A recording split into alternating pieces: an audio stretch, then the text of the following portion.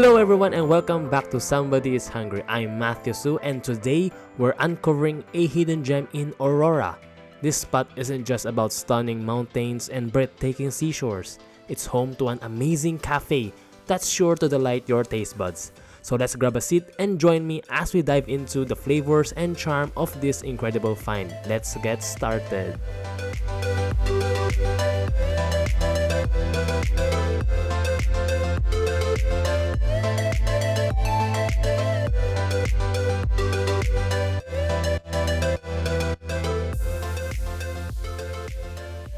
So we are here today in Nueva Ecija City at, I don't know what place is particular. I'll just put it under the video here, right there. We stumbled upon this area just by accident, and it catches our eye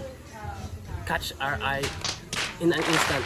But outside, as you can see, it looks like an abandoned building. But if you step inside, let's go inside. Welcome to this amazing cafe. From the outside, the cafe's unassuming concrete facade might seem modest, but it holds a delightful surprise within. A creation of a delightful family who chose to leave the hustle and bustle of New York for a serene life off the grid in the picturesque town of Aurora.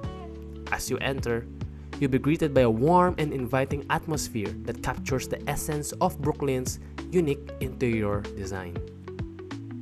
The cafe features a diverse blend of elements that reflect its owner's rich New York heritage. Natural light streams through the elegant glass blocks, casting a warm, inviting glow throughout the space.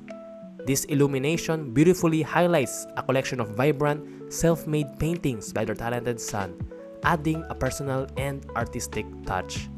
Complementing this are iconic Andy Warhol skateboards, which add a unique, nostalgic flair.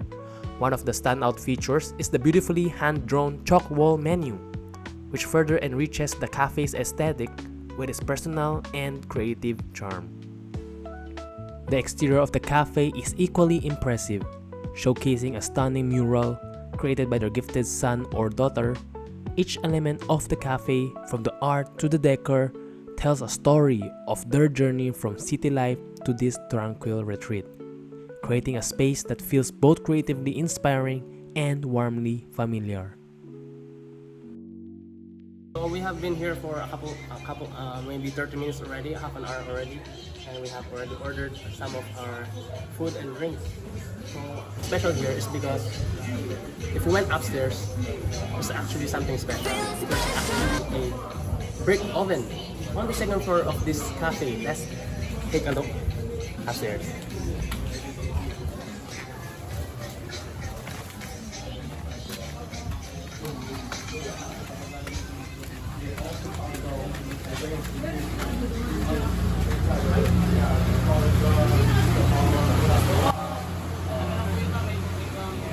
So here, it's the brick oven is actually made by the owner himself. The owner is right there. His name is Jeff, and he and his family made this cafe by their hand. And then we have a botanical garden or ice garden at the third floor of the cafe. That's also made. That they also planted by themselves. And actually, the pizza is already cooked for us.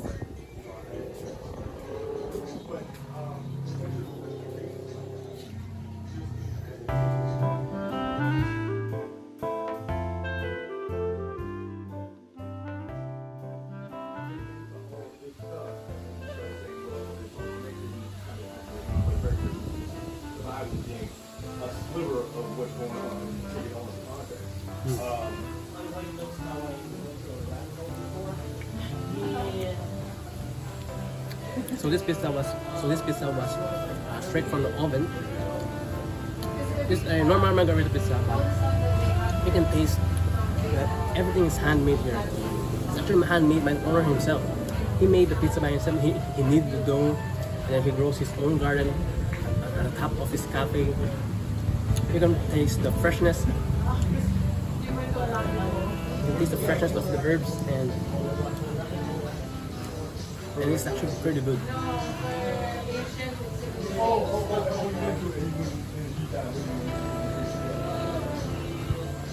The tomato sauce here is a little bit, what you call that, acidic, but I think it still pairs very well with the homemade nut, with the mozzarella and the basil. It's a classic margarita pizza. Actually my first time trying a somewhat original margarita, because I haven't actually went to New York or anything, so I can judge by my own. But the owners here are from New York themselves, so I think this is the closest New York pizza that you can have, that you can get in this area.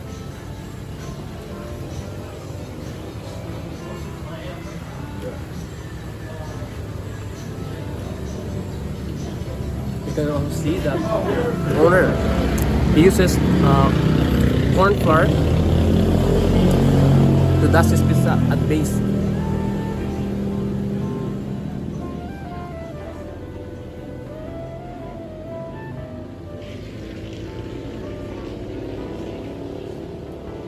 The dough is soft. The inside part of the dough is soft. The crust is crispy. It's slightly burnt. Makes it taste much better.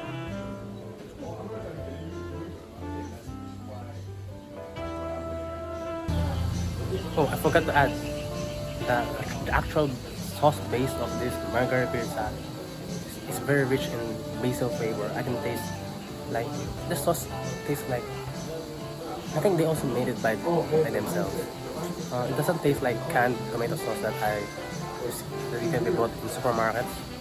I think it's tangy. You can taste the basil, some hint of garlic. It's really spectacular.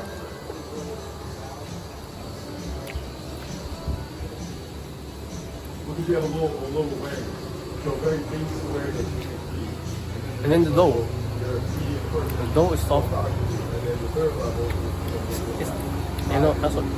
The dough is soft and it's a bit chewy. The dough is soft and it's a bit chewy.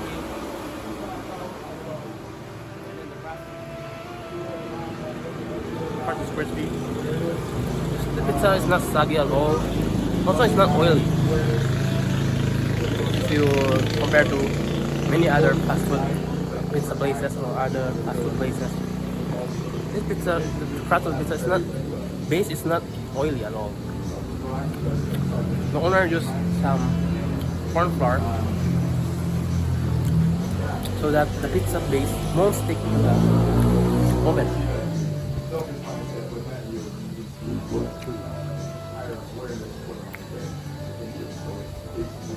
What do you think? You like it?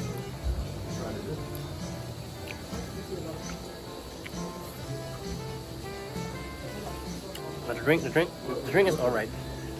Tastes like any ordinary. And this is actually caramel macchiato. So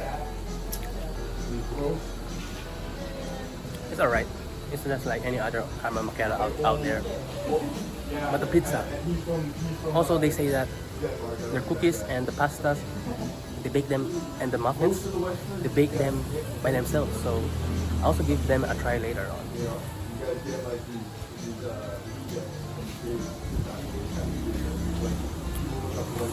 These basil, by the way, I saw the owner pick them on the garden, on the, what do you call that, spice garden? On his garden. The owner actually picked this basil from his garden a while ago. I saw him picking it by himself.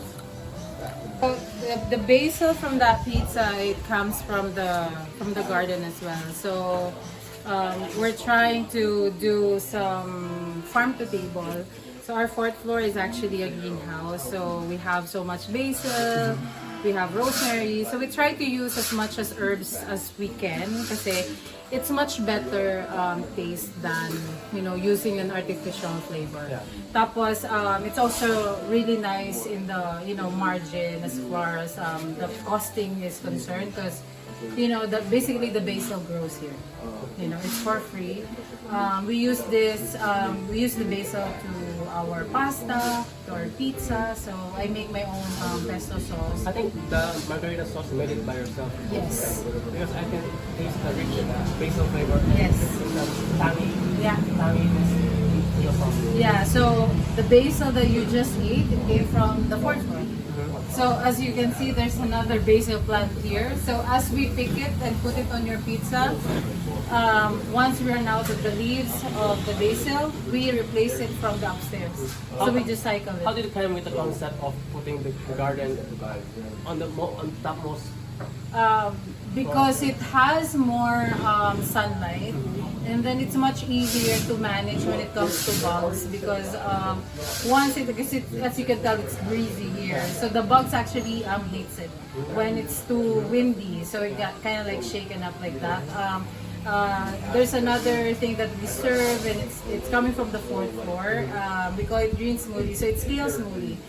Kale is one of the hardest green leafy vegetable that I've encountered to plant here in the Philippines. For some reason, it's very easy to plant it back in the States, but here, because we drink it ourselves, so everything that in our menu, we eat that. So that's why we don't put any artificial flavor, we don't put magic syrup, no MSG and everything. So it's a very wholesome food.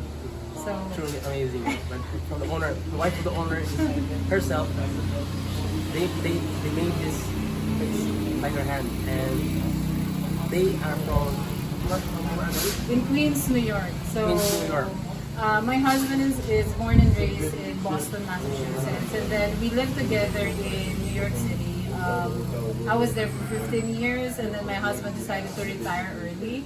And that's it. We set up this place because we miss the food that we used to eat back in the States, especially pizza. But are you originally from this area?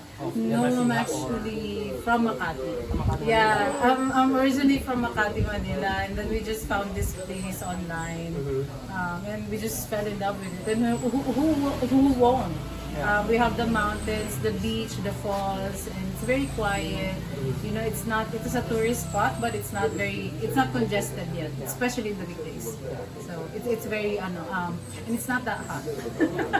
Well, I think it's because of the greenhouse that you have. Yeah, and you look at the trees. It's just, you know, unlimited amount of trees, and you know, basically the place is like a 360 view.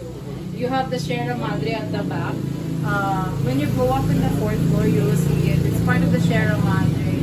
I believe this part of the mountains, it's called the Caraballo. So, and then the Pacific Ocean is there. It's just like endless amount of nature. I highly recommend this place. Next time, if you went here to Nevasia Dingalan, try to make a stopover by this place. Again, the name of this cafe is Pacific Crest Cafe. Well, after a long drive or after a long day, who wouldn't enjoy this beautiful view with this delicious food? Let me now show you the owner's garden, the owner's greenhouse on the top of his cafe.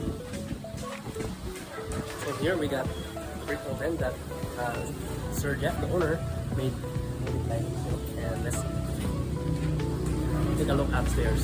It's actually the third floor of this cafe, and the greenhouse is at the fourth floor of the cafe. Wow, it's amazing how Sir Jeff and his family made this cafe.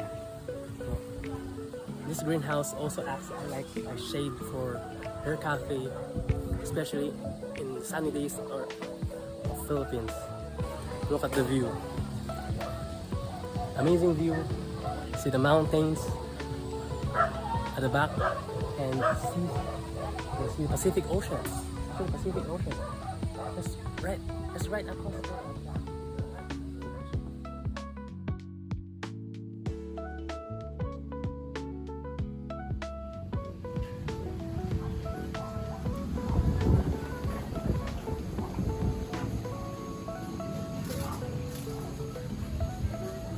Look, come over here.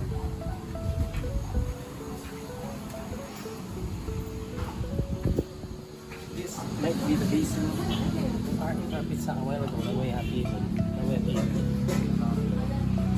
They grow their own crops. Smells amazing. Steel. These are time loops.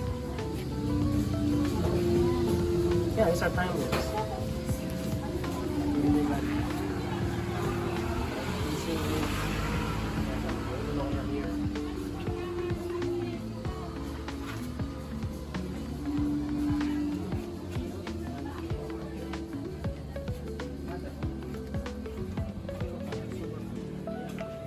Quite expensive, buy this in groceries.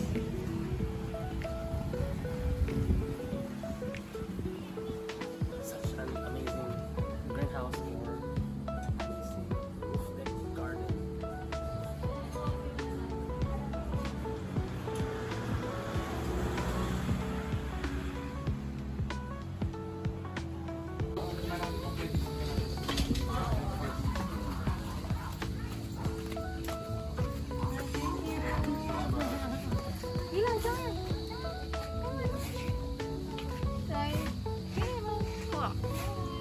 Yan, mabait yan. Pwede mo bang hawakan? Oo, pwede siyang hawakan. This is the owner. This is the owner himself, Sir Jeff. And this is his wife, also the owner of this restaurant. Sit daw ba? Sit. Sit na sit. Hi.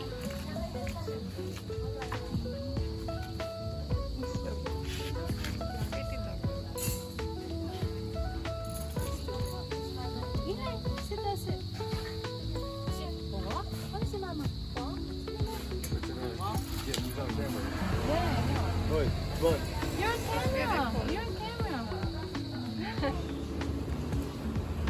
To wrap up this trip, of course we didn't forget to order some cookies. They are among the best cookies I've ever tasted. Rich and decadent. With the perfect balance of flavors, they are not shy with their ingredients, resulting in a cookie that is both indulgent and satisfying.